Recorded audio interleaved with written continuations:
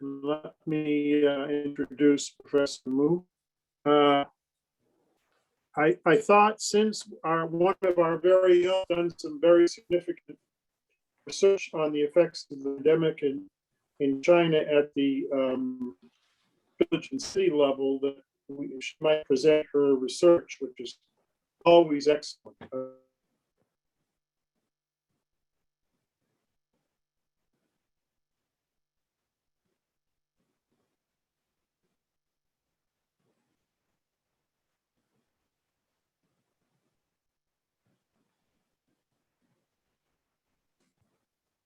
I'm sorry, my connection is very poor, so let me make this quick. Professor Mu is an associate professor at the Bush School. She's a graduate of Michigan State, where she got her PhD and her master's degree in statistics. And she's a graduate of, do you pronounce it, Nankai University in China? Nankai University. Is that correct? Nankai University. Okay. Okay. So anyway, just one comment. I think Professor Wu is one of the leading experts in the world on the massive rural to urban migration in China since the revolution in 1949. And I like her work.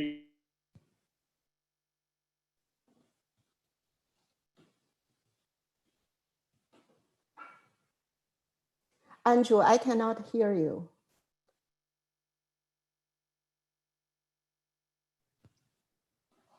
Okay, I'm going to finish reading your bio.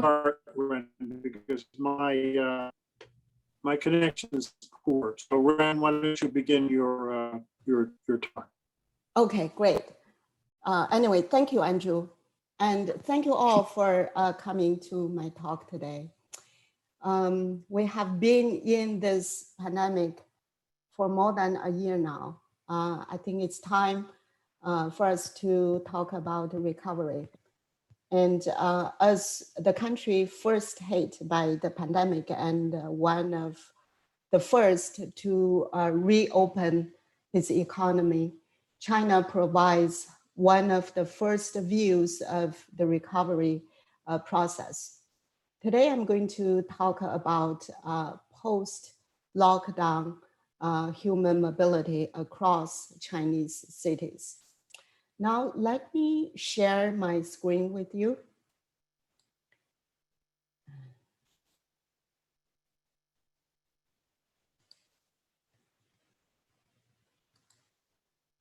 Can you see my slides, Lauren? Yes, we can. Okay, great. Let me use the full screen. Okay. This is a joint work with Yan Liu in International Food Policy Research Institute in Washington, D.C., and Shuang Ma in Guangzhou University, China. During this pandemic,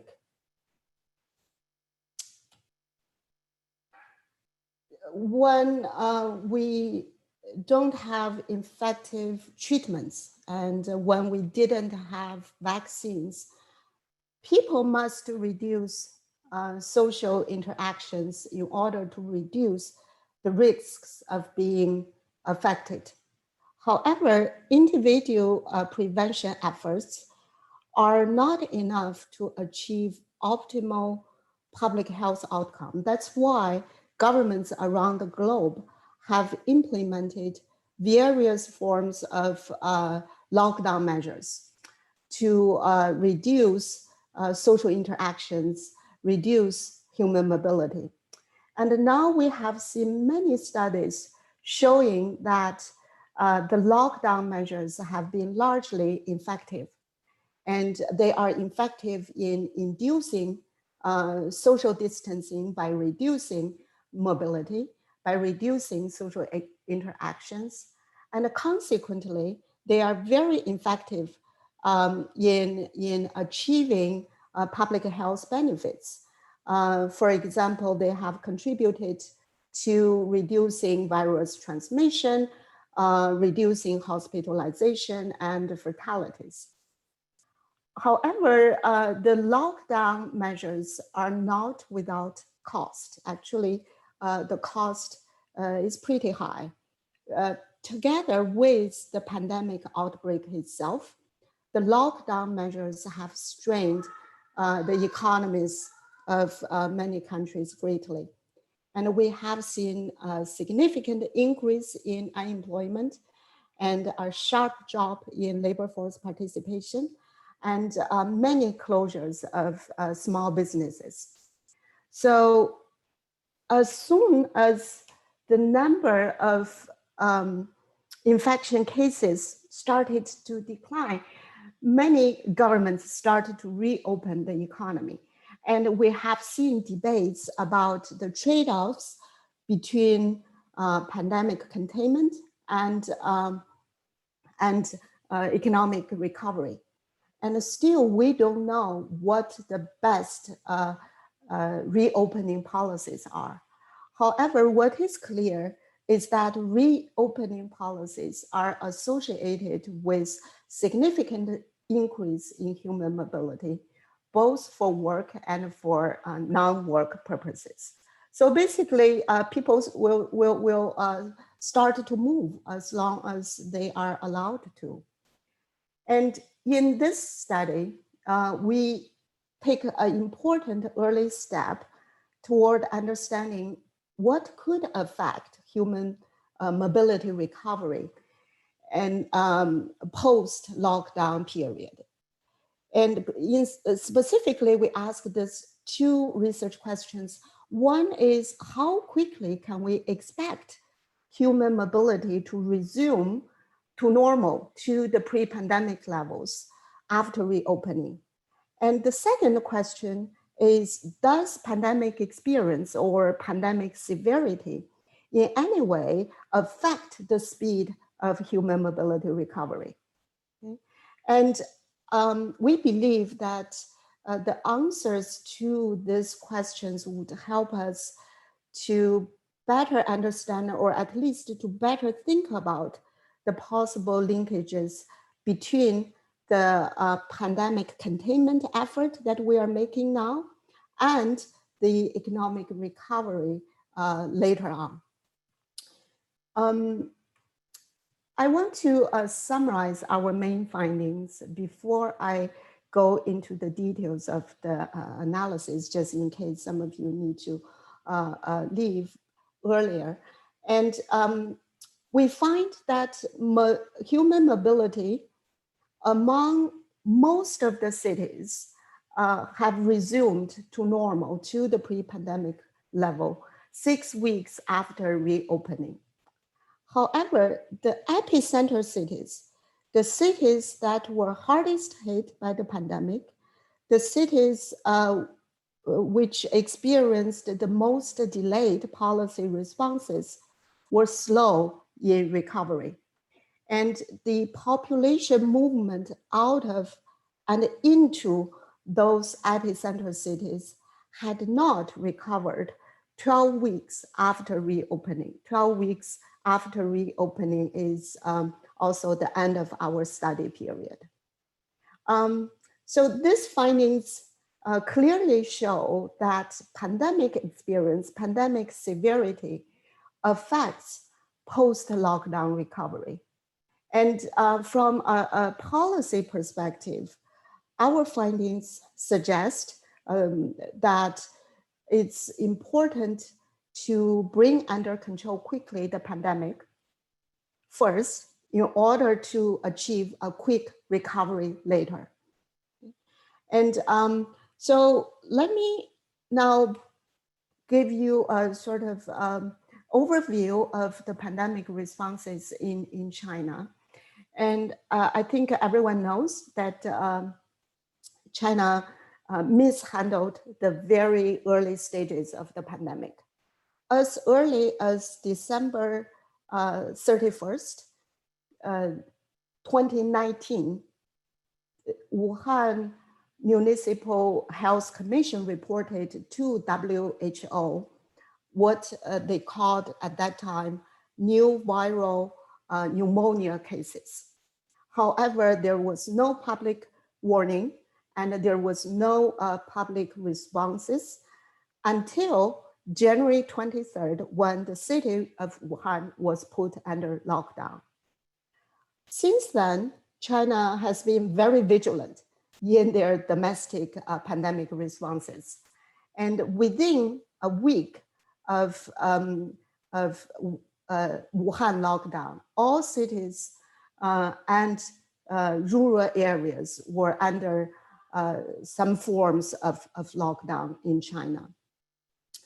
As the number of infection cases started to decline in late February, 9 provinces downgraded the level of their public emergency responses and started to reopen the economy. One estimate shows that as of March 24th, about 3/4 of China's workforce was back on the job. And the final liftings of all the lockdown measures in Hubei province, where Wuhan is located, on May the 2nd, 2020, signaled the start of sort of return of normalcy to the country. And to analyze human mobility across cities, in the study, we use multiple sources of data. And first, of course, our outcome variable is daily human mobility. And originally it's an index that we collected from Gaode map. And the Gaode map is like our Google map here.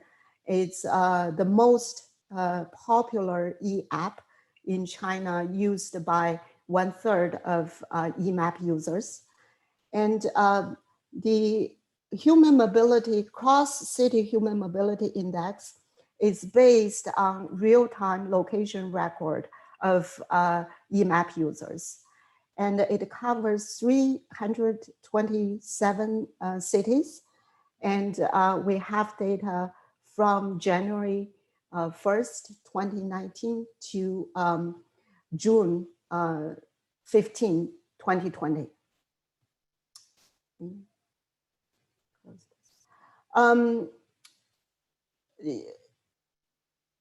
In order to analyze this human mobility, one important impacting factor is, of course, weather. So we collected weather information, particularly temperature and precipitation on daily basis for all the cities.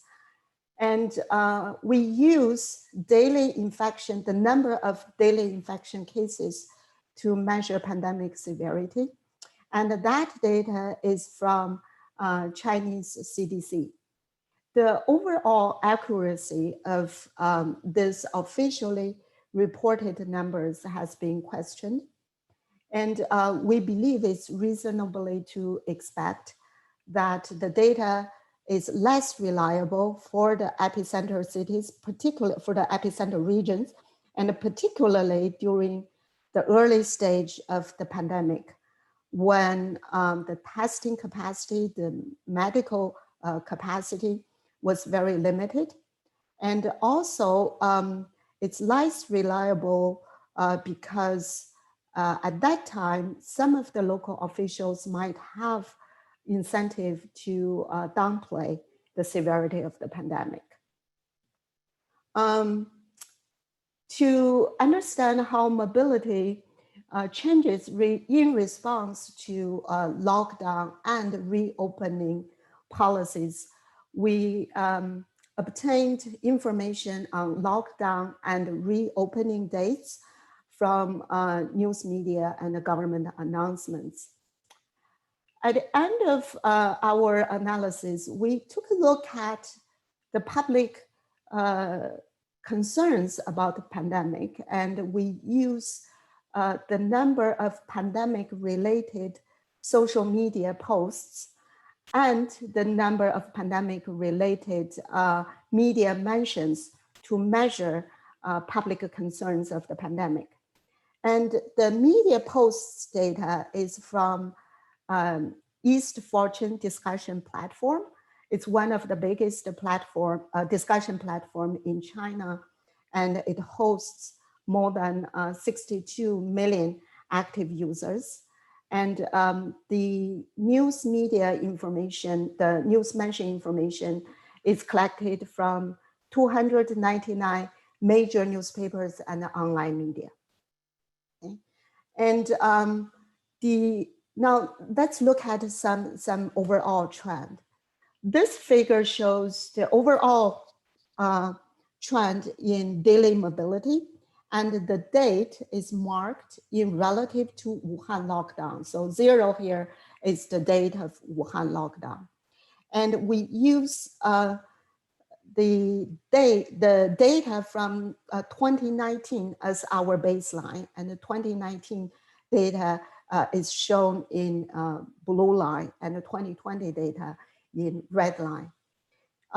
We can see that population flow peaked in certain dates, and we checked that all these dates where population flow peaked are national holidays. Okay, and for example, from the 2019 data, we could see 2 peaks here. That's around the Spring Festival. By the way, the data in 2019 is matched to data in 2020 based on lunar calendar, because many of important national holidays are based on lunar calendar. And the 2 peaks happen around Spring Festival, and also it's basically the Chinese New Year, okay? And then there's a peak right before when people go back home to celebrate, and a peak after when people leave home and return back work. The 2 years data diverged significantly around the Spring Festival here. Wuhan was put under lockdown in the New Year's Eve. And we could see that during the lockdown period, the population flow in 2020 was significantly lower than that in 2019. However, overall, based on Gauda map, the average daily cross city population flow is not that significantly different between the 2 years on average, despite this big divergence during the lockdown period. The daily flow numbered around 29 million in 2019, and there's 1 million more in 2020. The next figure here shows the number of reported new infection cases and on daily basis. Again, the dates are marked relative to Wuhan lockdown. And 3 cities are categorized as epicenter cities. They are Wuhan, Xiaogan, and Ezhou. All of them are in Hubei province. And the 3 cities account for 69% of all the reported infection cases during our study period. And you could see that, of course, Wuhan was the first to be locked down, and the other 2 cities, epicenter cities, were locked down within 2 days. And then very quickly, other cities, non-epicenter cities, were locked down as well, even though the number of cases were relatively small in those cities. As the number of cases declined, the other cities, non-epicenter cities, started to reopen. The average lockdown period for the non-epicenter cities is 42 days. And the epicenter cities were the last to reopen. And let me make sure, okay. And they were reopened about a month later than the non-epicenter cities. On average, the lockdown period is 72 days, lasted for 72 days for the epicenter cities. Next, I'm going to show you our analysis. Okay, so we look at basically the mobility change between the 2 years for different types of cities. To assess how human mobility responded to city lockdown and reopen, we examine how the mobility changes in response to two events using event study approach. One event is the lockdown event. The other is reopening event. Okay? And the baseline period is 1 week before the lockdown. And we look at the mobility changes separately for epicenter cities, denoted in a red line here, and non-epicenter cities, the blue line. In this analysis, we have taken into account city-specific socioeconomic conditions, and also we have taken into account many time factors, such as holidays, weekends, because all these factors affect people's travel plan. Okay? And what we see here is that pre-lockdown, the two types of cities have similar mobility changes, and the changes are indistinguishable between epicenter cities and non-epicenter cities. And in response to lockdown, we see a significant, a sharp drop in mobility for both types of cities. For the epicenter cities, mobility dropped by 90%. And for non-epicenter cities, mobility dropped by about 70%. Okay? In response to reopening, we didn't see an immediate increase in mobility. Instead, what we see is a continuous mobility recovery. The mobility started to recover prior to reopening. And for the non-epicenter cities, we see that mobility continued to recover, and around the 6th week after reopening, mobility recovered to the pre-pandemic level. In the epicenter cities, we also see a mobility recovery.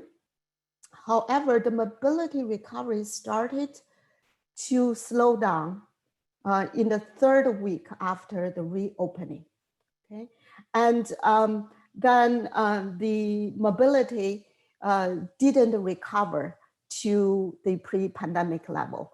And at the end of our study period, that's 12 weeks after the reopening, we still see that the mobility is still much lower. It's not much lower, but significantly lower than the pre-pandemic level. Okay? In the next analysis, we explicitly estimate the difference between the epicenter city and the non-epicenter city. And then we graph the estimated difference between the two cities in this figure. And we look at outflow and inflow separately. And the outflow is graphed in the blue line, and the inflow, the red line. And we divide the whole study period into 6 phases. And the 3 days before the lockdown was the reference period. First, we have a very interesting finding that is during the 3 days right before the lockdown, okay, the population outflow from the epicenter city is significantly higher than from other cities. Basically, people were rushing out of the epicenter city during the 3 days right before the lockdown. And we believe that captures the panic in fact during that time. The panic in fact was driven by two sources at least. One was that the government publicly acknowledged that the disease was transmissible from person to person around January 20th.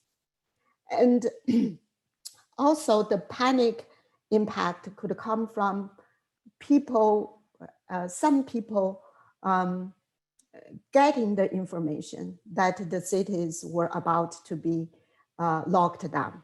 And so we observe a rushing out of population from the epicenter cities 3 days before the lockdown. We also see an increase in population flow into the epicenter cities, even though the increase is not statistically different from population inflow to other cities. So it could be that people are going back to the cities before the cities were locked down. And then the lockdown period was characterized by a significant decrease in mobility in epicenter cities relative to non-epicenter cities. And then after reopening, we see the mobility gap between the two types of cities started to narrow, okay? And however, the gap never disappeared. And the gap was statistically significant all through this study period. So basically the mobility recovery was indeed slower in epicenter cities than in other cities. And this analysis is based on the total sample of 327 cities. One could say, okay, this epicenter cities are very different, not only that they had the most severe pandemic outbreak, but also they had the most strict lockdown measures. And so to make a better comparison, we focused on a restricted sample where we only include 89 non-epicenter cities. And those 89 non-epicenter cities implemented similarly strict lockdown measures as the ones in epicenter cities. And they locked down not just the city, but also neighborhoods. Okay? And people are not allowed to even leave their neighborhood. And also the public transportation in those cities were canceled during the lockdown. With this strict comparison group, we see that the estimated difference between the epicenter cities and the non-epicenter cities are almost identical to the ones that we obtained from the total sample. If you look at the two figures, almost identical. So that means the difference that we observed in mobility changes between the two types of cities are not driven by the strictness of lockdown measures. But we do know that the epicenter cities have the longest lockdown period, and also epicenter cities had the most severe pandemic outbreak. And so the slower mobility recovery in epicenter cities is likely driven by longer lockdown period and more severe pandemic experience. Okay. Lastly, so this is very suggestive evidence. We made some effort to understand why mobility in epicenter cities are slow to recover. And one aspect that we focus on, and also we have data on, is public pandemic concerns. And as I mentioned, we use the number of online postings related to COVID-19 pandemic, and we focused on keywords such as COVID, suspected cases, pneumonia, fever, symptoms, and we look at the number of postings that contain one of those keywords. And we also look at media mentions of those pandemic-related keywords. We have this data only at the province level. So we compare the trend of those numbers in Hubei province, that's the epicenter region, and other provinces. It's very clear from our data is that at the end of January, there was a huge jump in the number of such postings and media mentions in Hubei province. And other provinces also see a modest increase. And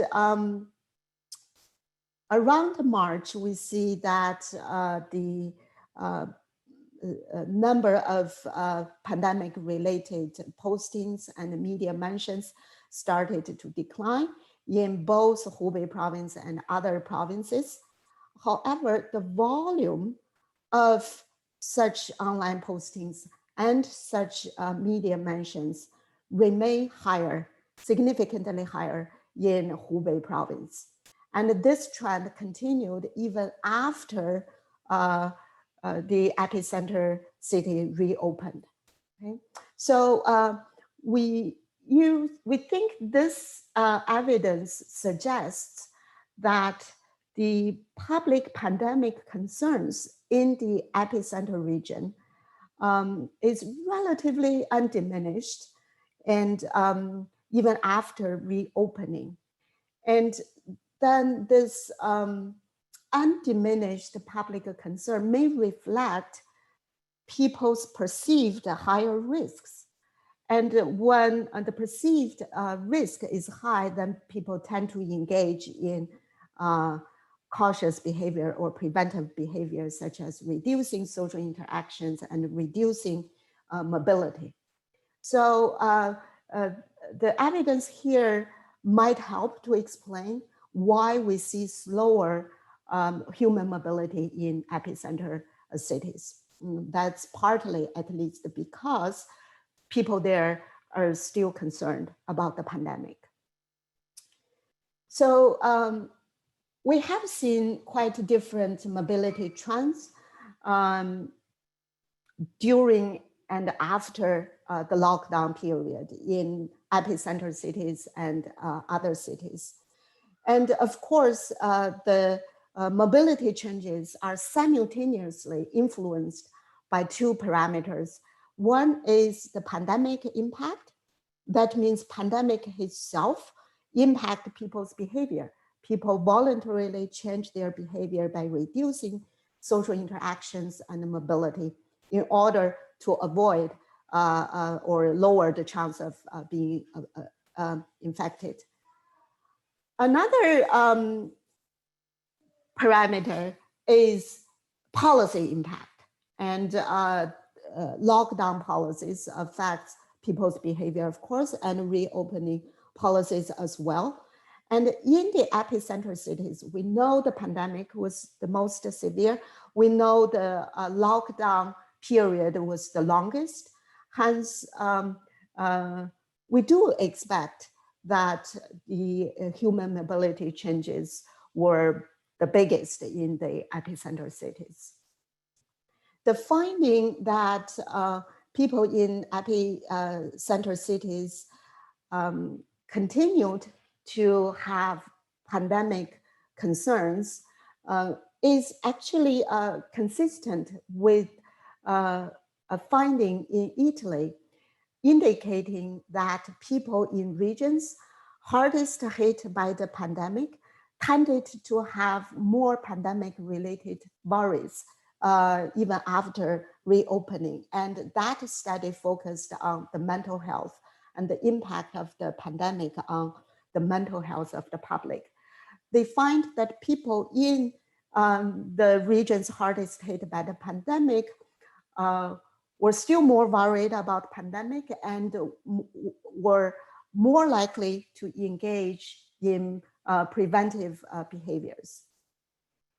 Of course, the epicenter cities could have other pandemic-induced problems. For example, if economic slowdown was more severe in the epicenter cities, then that could also lead to slower mobility recovery. And so and those factors are not studied in our paper and should be analyzed in future research. To conclude, let me reiterate our main finding and his policy implication. The main finding is pandemic severity significantly affects the speed of post-lockdown mobility recovery. Hence, it is important to contain the spread of the virus first in order to have speedy recovery later on. Okay, that's all I have, and thank you. And now we're open for discussions and questions.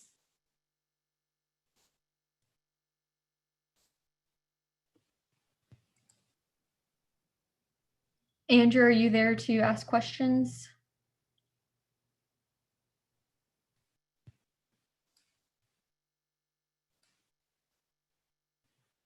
Andrew. Okay, maybe not. If any of our audience members has questions, please feel free to raise your hand and I will get to you in the queue.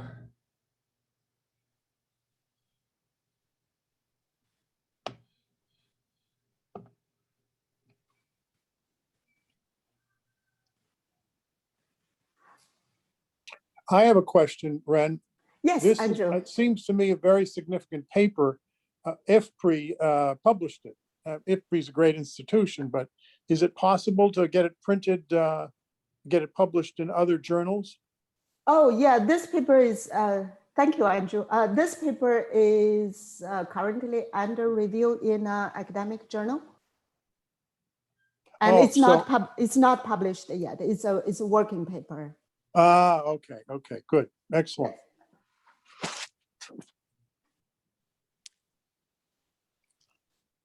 I think I would just add, I think your data sources are fascinating.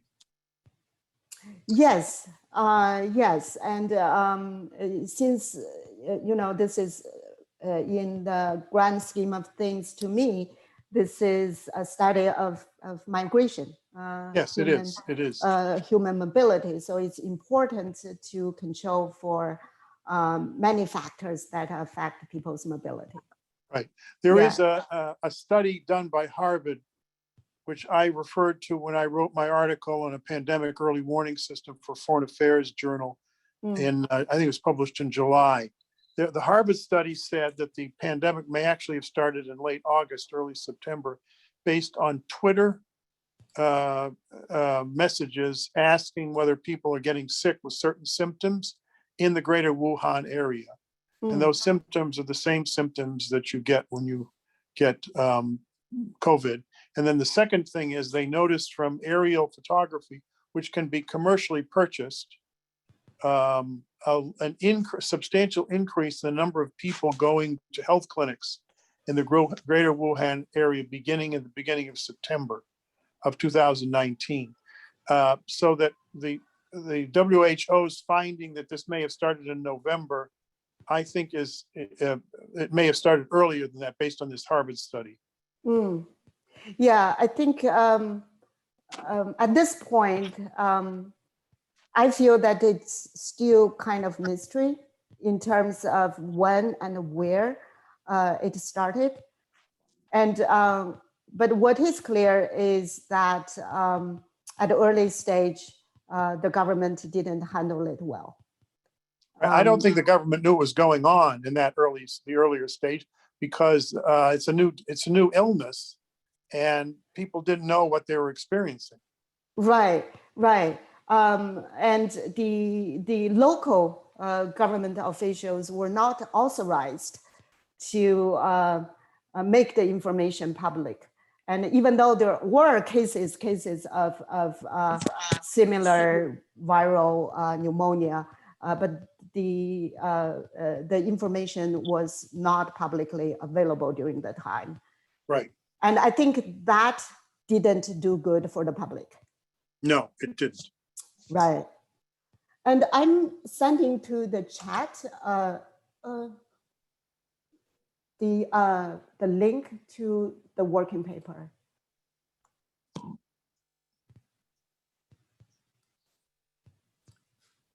What I think we should post the link to the working paper on CITIP, the Scowcroft Infectious Disease Information Platform that Dr. Parker and Dr. Blackburn run.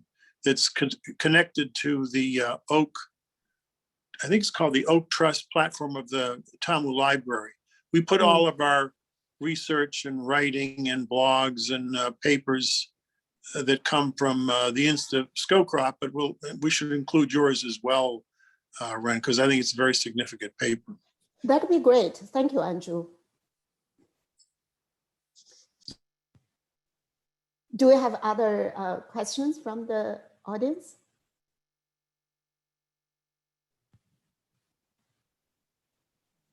You can send them in the chat or raise your hand. Either way works.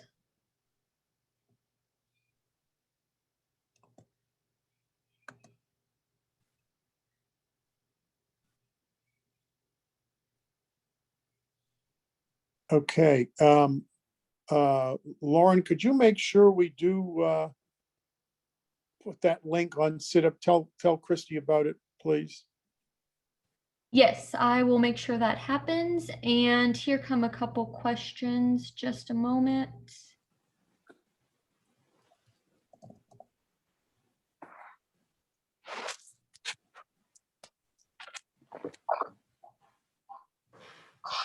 Kinsey Wooten, if you want to go when you're ready. Yeah, so you mentioned that you used weather, more specifically temperature and precipitation, in your research. How did that go into play? Oh, so we put those information or those variables as control variables in our analysis. And in addition, we also control whether the date is a holiday, whether it's a weekend, and whether we also control for the calendar week, whether it's the 1 week after the festival and 2 weeks after the festival.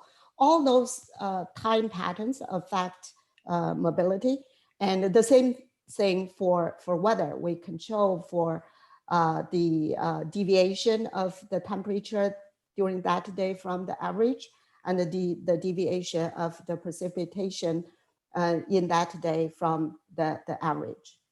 And so we use all this information as control variables in the analysis when we estimate the mobility changes. Thank you. Yeah, thank you. Dr. Moo, we had another question. Did you look at mortality rates or hospitalizations? No, we didn't, for two reasons. One is when we conducted this analysis at the end of last year, we didn't have the hospitalization data. And mortality data we could easily get access to. But we chose not to focus on either hospitalization or mortality, mainly because we don't think that we would have gotten an accurate count of hospitalization and mortality. And in mortality, most of the fatalities are reported from the epicenter regions. And the early data was not very accurate. And I have mentioned because it was very chaotic in the epicenter cities and region. And we just feel the mortality has been underestimated. You remember that around June or May last year, the government adjusted the number of deaths, and they increased the number of deaths by several hundreds. And so even they were adjusting the numbers, and we don't feel that it's worth the effort to analyze mortality data.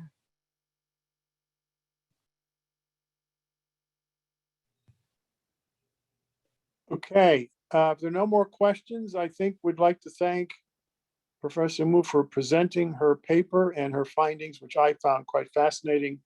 And I'm sure it will get published in a major journal. So best wishes, Ren. Thank you, Andrew. Thank you for the you. opportunity to present my work here. Good. Thank you all. Yep. And we will post this. Bye. Great. Thank you.